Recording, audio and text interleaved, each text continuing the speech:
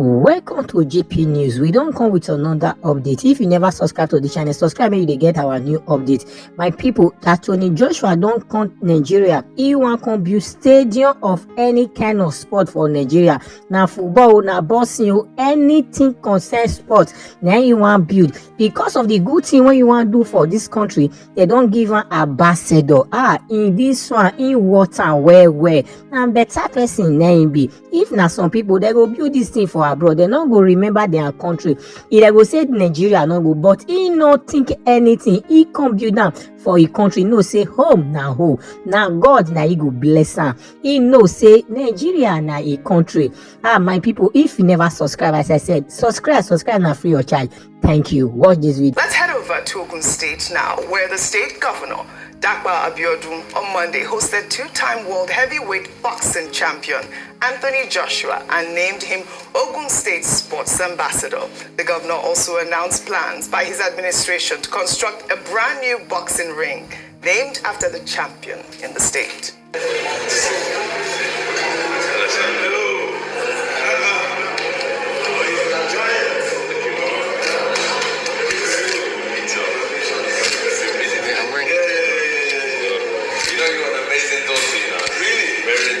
Thank you. Very intelligent. Thank you. That's big time.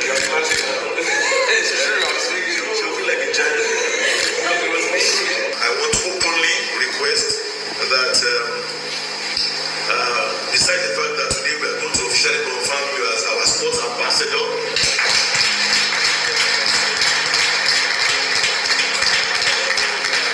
request that you come and light up the torch, the Gateway Sports Festival torch that week of the Sports Festival. So you will be the one lighting the torch. We're going to construct a brand new Anthony Joshua indoor boxing ring.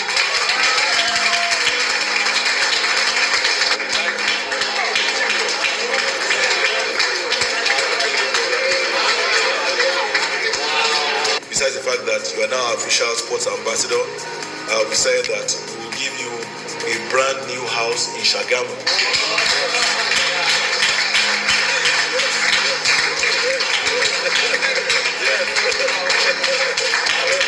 Whatever it is that we can do as your state and government to support you to continue to fly, rest assured that you can take that for granted. On that note, I want to thank everyone for coming to be part of this celebration of our son. I want to thank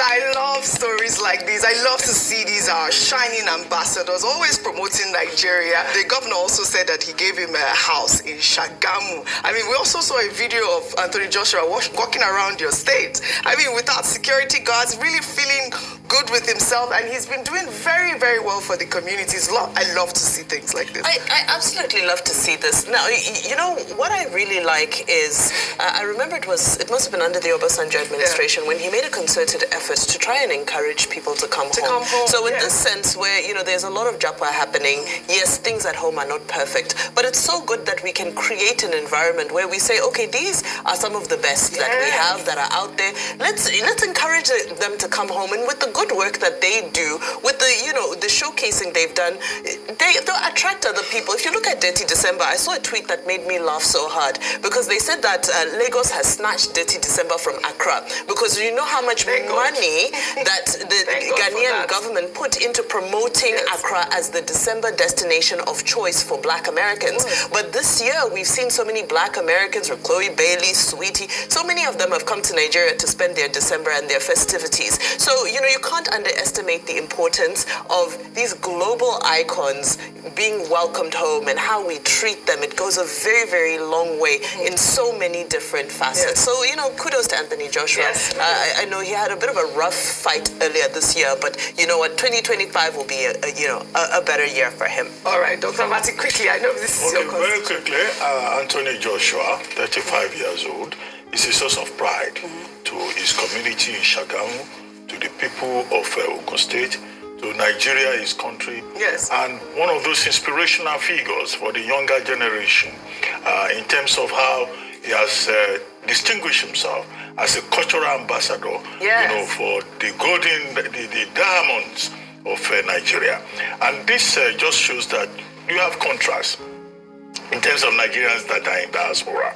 You have Kemi Badnoch, who, although she reportedly visited Nigeria earlier in the year and went to Polo Club with her children, say, oh, Nigeria is some funny country. And then on the other side, you have, an Anthony Joshua, who connects with home. He's also British Nigerian or Nigerian British. I've seen a video showing him dancing with people in Shagamu, in his hometown.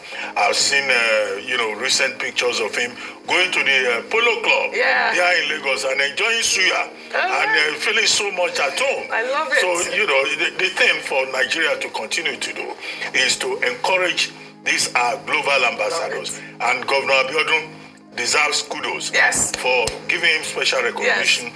It's not just the house in Shagamu. I'm sure if Anthony Joshua wants to build an estate, he can. But the recognition by his own government in Nigeria and the fact that a boxing ring will be built in his honor to encourage a lot of other pugilists that may follow his example in Ogun State and elsewhere. I love it. Kudos to Governor Dapo Abiodu, really. Was it the cover of The Guardian today that wrote the person of the year are Nigerians in the diaspora? Really? What would I say? Anthony Joshua, Ekabo. I do that right? Ekabo. Yeah. All right. Having enjoyed Lagos for so long. Yes, I will have to get that. And I have Yoruba. I'm doing well. Recently, so good. Again, kudos to Governor Dapo Abiodu. Let's take another story now. The end of the year, end of 2024. Really? Thankful year. We made it. Thank goodness. Thank goodness. Good morning, Ayo. How are you? Good morning, OG. Good morning. It's been Saturday since the 25th. You know how they say from the 26th to the 31st? Are you still making fun of? No. It's the weekend. But it's like no more dirty. I thought you were actually laughing. But it's the same. Last day of the year. Good morning, Vimbai. How are you this morning? I'm great. Fantastic. I'm ready to dance into 2024. I know. We should all dance in 2024. Well, all right. Well, good morning to you, viewers. Let's begin what's trending. Social media is awash with reactions after a 2022 video surfaced online showing the minister of the Federal Capital Territory, Wike, eulogizing Peter ODILI, a former governor of Rivers State, and his wife, Justice Mary ODILI, who he said rescued his political career. The video is coming after Wike had slammed Peter ODILI during a Thanksgiving service over comments he made regarding the mismanagement of Rivers State's finances. Well, Wike, in the 2022 video, said that he owed his rising political career to Justice Mary ODILI, whose timely intervention saved him from being displaced in his second-term bid as chairman of Obiakpo local government area of the state. Well, let's take a look at this video before we take some reactions. I was told that my name has been removed in the list. So I ran down to government house. Then she had finished her own lunch and left the husband and was entering the vehicle. I said, Mommy, I'm finished. She said, what happened? I said, they have removed my name. She ran back, straight to the husband. So what happened? The husband said, what is the problem? My son said, they have removed him. He said, who removed his name? At that time, secondaries had left. Then the husband now called the security at the gate, stop secondaries to come back. And secondaries came back. That was how I went back as second-time chairman and as second-time chairman. For me, I can't talk about my growth without mentioning her. I've been around that particular day, saved my career in politics. You know, once you leave office, everyone's leaving you. And so that was how I grew from there to become what I am today. Any day, that I will make Dr. ODILI and his family to cry. God, in fact, allow me to grow. These people suffered blackmail, everything. Because of some people like us.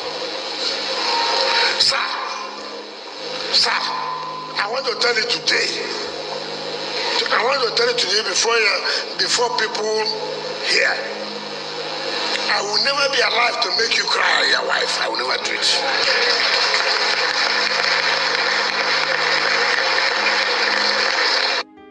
Well, all right, this video was trending. I mean, Wike actually laid a curse on himself. God should not allow me grow if I ever make you cry. That's what he said. Let me take Theo's tweet. He wrote, never ever trust some of these politicians. This same Wike vowed and swore with his life never to go against Peter ODILI. I wouldn't be shocked if he starts insulting Asiwaju tomorrow. Wike does not value loyalty or friendship, and that was my actual thought. Yeah. First, I was like, we saw in the presidential chat when Dr. Abati asked the president, what about Wike? And, the president was like, he's a really good man. But like that tweet rightfully said, you won't be shocked if he's going to go against Tinubu when the time comes, really. But anyways, another video that has now resurfaced online showed the moment Nigeria's former First Lady, Patient Jonathan, handed Wike over to Peter ODILI to become his political godfather back in 2015. Let's take a look. So today, I've handed you over to the people, Rivers people, and especially to our father that is here, who has mentored all of us, who has brought all of us. And we pray for the mercy to keep him alive, to reap the fruit of his labor. So to Wike, I hand you over to your father.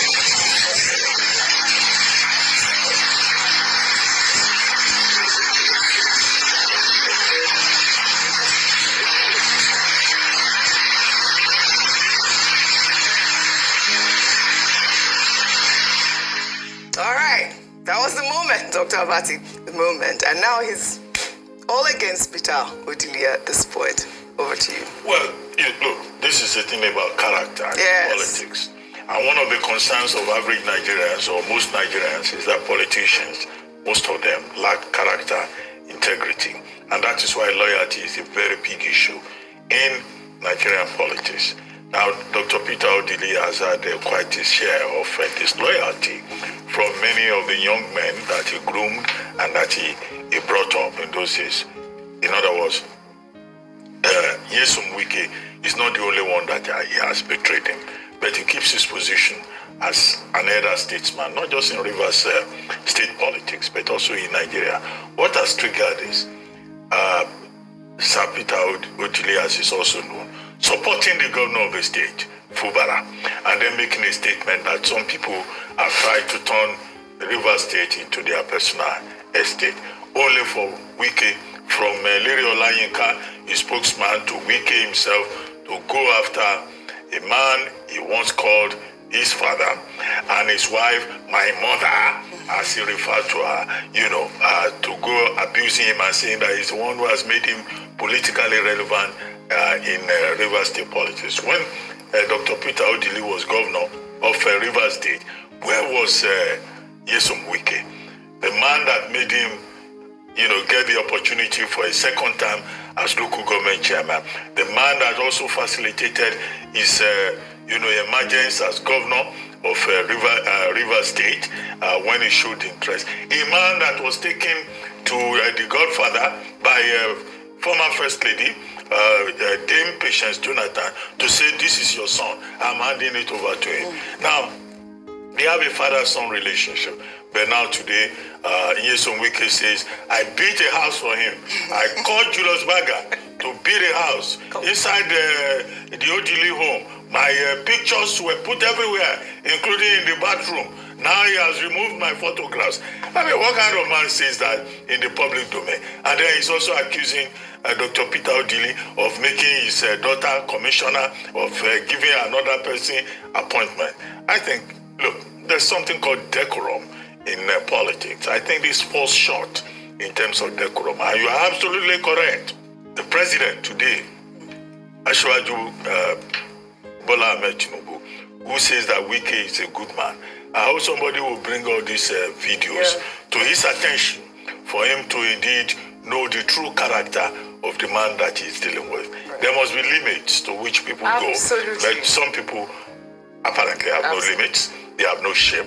They do not respect anybody. They get intoxicated with power. Right. But the reminder, the natural reminder, is that power is transient. Power is transient. At the end of the day, whatever is making people so heady will pass. Very well said. And then you'll be back to the community. Very well said. You were saying, it's politics. But I mean, is he the only politician? He's not the only politician. The internet never forgets. Never forgets. Look at it. We keep going back and forth with the Wike story. Well, all right. Well said, Dr. Abati. Well, let's highlight some positive news now. There have been mixed reactions to the announcement made by the Nigerian National Petroleum Company Limited that the 125,000 barrels per day Warri Refining and Petrochemicals Company has commenced operations. The Group Chief Executive Officer of NNPC, Mele Kyari, made the announcement on Monday when he led top government officials and the media on a tour of the refinery. I must put on record that Mr. President's onerous belief that we can get this to work, that we can get these plans to start, and giving us the charge that we must start all 3 refineries. It's already happening. We have successfully started the Port Harcourt refinery, the 60,000 barrels per day or refinery. We have started the Area 1, the first plants of our refinery. The other plants that will produce PMS are being streamed and they will also come live. And lastly, Kaduna is also on stream. We are not going to give you this, but we'll surprise you again, as we said the other time. Kaduna will start. I mean, definitely positive news. The first thing I was pleasantly surprised when I saw it. But the first thing I thought was, this is a way to show that, the private sector does have some sort of impact on the public sector. Because, what has been going on since, like these refineries that have been moribund for years, all of a sudden, the Dangote refinery is up now. Port Harcourt, now we see Warri, hopefully Kaduna, like he said. But let me take President Bola Ahmed Tinubu's tweet. And he wrote, I will just take it in part. He wrote, the restart of Warri Refinery today brings joy and gladness to me and Nigerians. This will further strengthen the hope and confidence of Nigerians for a greater and better future that we promise. This development is a remarkable way to end the year, following the feat recorded earlier with the old Port Harcourt refinery. I am equally happy that NNPC Limited is implementing my directive to restore all 4 refineries to good working condition.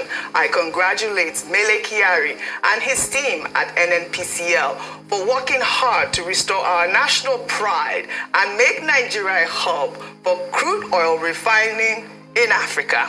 Well, there will be obviously a lot of mixed reactions. I want to take the other tweet. This is from Omo. He wrote, instead of promoting propaganda regarding the production specifications of the refineries in Port Harcourt, Warri, and Kaduna, NNPCL GMD Kyari and the federal government should take the time to explain to Nigerians how $2.9 billion intended for the smooth takeoff of the nation's 3 refineries was specifically spent. Meanwhile, Nigerians should also query why the Port Harcourt refinery was only blending 60,000 barrels of crude oil per day, while the 150,000 barrels per day capacity is abundant, as well as the Warri and Kaduna refineries. But, we have to continue to question. We have to, continue posing these questions. Your real quick comment before I think it's beyond, yes, Dangote refinery definitely has a role to play when it comes to maybe inspiring empowering the government to get the refineries working. Don't forget also President Bola Ahmed Tinubu had made it a point as well for him under his administration to get the refineries working. Yes. And also, we must also credit the media as well. Yes. We're consistently asking for the dates that was promised by the GMD of NNPCL, Mr. Melikiari, and when he was going to deliver. Even though, like you said, it's mixed reactions, the next few days we would tell how true in terms of the statements that they released, but it's important for them to not continue to spread propaganda so they can build the trust of Nigerians when they make statements like this. But all in all, on the surface of things, it's good news. Yes. It's a big win for Nigeria, and it would help us in saving a lot, especially Forex. Yes, I mean, I really loved President Bola Ahmed Tinubu's tweet where he said, you know, a great way to end the year. Spring Chapel International in Ibadan, Femi Emmanuel, has claimed that the hunger crisis in the country is exaggerated. The pastor made the comments during a sermon last week, adding that Nigerians are attracted to anything that is free and are ready to endanger their lives. Well, let's take a look at this video before we come back for a discussion. Can I say this to you? You may not believe it, whether you believe it or not. Yes, there is hunger in Nigeria, but the way people are going about it is exaggerated. Go and find out many of those that were trampled over in Ibadan. Many of those women have houses, they have shops.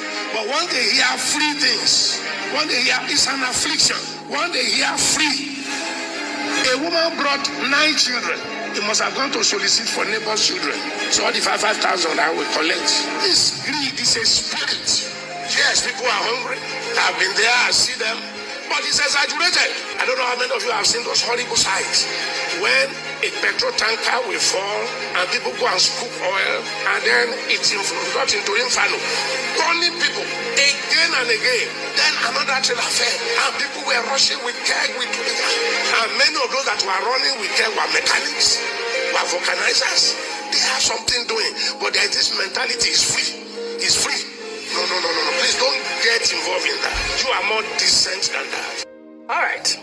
This has caused a lot of reactions on social media, and rightfully so. I mean, I guess, you know, I don't know if it is the delivery or the way that he, you know, made the comments. I mean, some of the comments that he made were correct because, you know, like we've called on the National Orientation Agency about Nigerians and the way that they rush to, you know, get free things. They're not, you know, they don't like to queue. I mean, only recently I saw a video. I mean, this is not new to anybody. When you're distributing food, you're supposed to queue and you're supposed to, you know, I mean, that's the video that we have that was trending where I believe it was what, how many thousand people, 15,000 or so that were out under the rain, but they had to queue for food. There were no stampedes, none of that. But I don't know about the way the pastor delivered his sermon. I don't know if that's, you know, really what Nigerians want to hear at this point. Okay, so let me address 2 things. First is our culture of, you know, not being able to queue. You can't create culture in an instance. It is what is developed. It is what has become a part of society. If I would say culture, it's strategy for breakfast. Yes. So we cannot just wake up one morning and put the discipline of queues and all that for Nigerians. It's what we have has plagued us for a long time. And you would see that in a number of countries where it's the norm, when they have, it's strange for you to go to places and be pushing your way because that's the culture of the place. So I understand that. But another part of this is also the era where he almost diminishes experience of many Nigerians. And that is what I want to, and I'm taken aback because usually pastors, imams, religious leaders are known to be most in touch with the people. And a lot of them have had to increase their charitable efforts this season because they have been inundated with requests by their members because of the sheer hardship. Even if we don't look at the people on the street, statistics show us that more people have been lifted into poverty in the last few years. So it's not just people saying or propaganda, as it were. Just go out to the streets, OG, you see the number of people who are begging, we see the number of people who are rushing. So that is a challenge in itself, and I wouldn't want him to diminish the real experiences of people by saying that, oh, people, it's hunger is not exaggerated. In fact, I feel that if you saw the people you see on the island are not that's not the reality of Nigeria. If you go just step a little bit outside, you will see. Then finally, I want to talk about the psychology of scarcity and psychology of lack. When you feel like there's nothing, or you feel like you've been in that state of mind of not having, anytime you see a little, you behave like an animal. You begin to grapple, fight your neighbors. It's the survival of the fittest. That's what's happening to us at the moment, where people would almost eat their neighbors to be able to get food because of what we've endured for a very long time.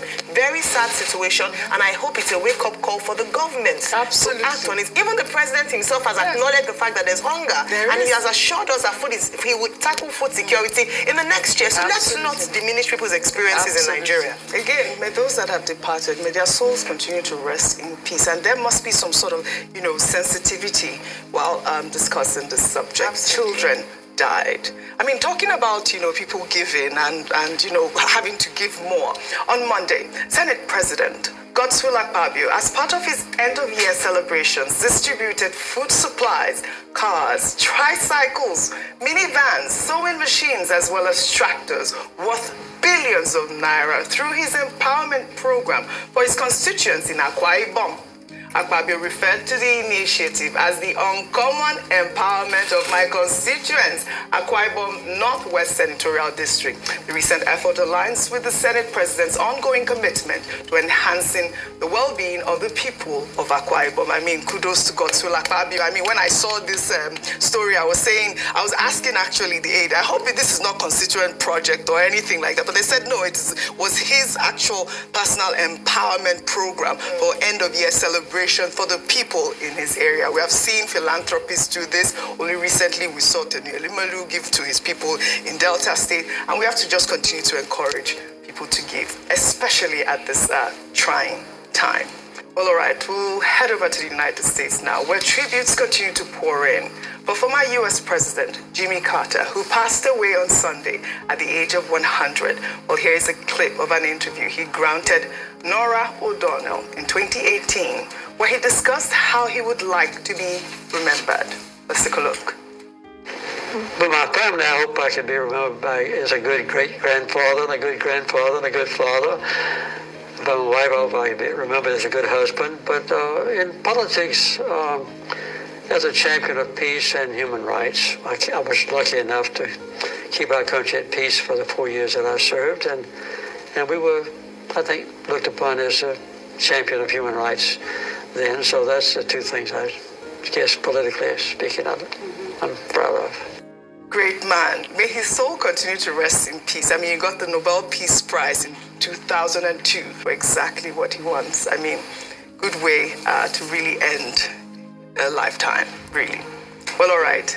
Let's take our final story now on their entertainment. Former Minister of Women Affairs, Uju Kennedy Ohaneye, has made her acting debut in this newly released Nollywood film, Shoot Your Shot. Let's take a look. My mom is always sounding like a broken record. I know, because what I'm about to say, I've said over and over and over again. Ogechi, get married. You need to get married. You are not getting any younger.